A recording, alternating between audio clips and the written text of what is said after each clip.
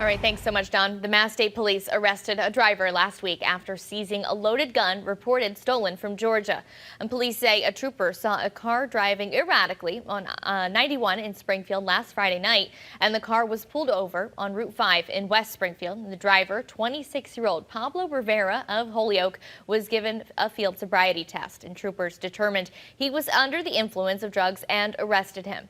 During a search of the car, troopers found a pistol reported stolen from Georgia and 13 rounds of ammunition. Rivera's bail was set for $25,000, and he's been arraigned in Springfield District Court.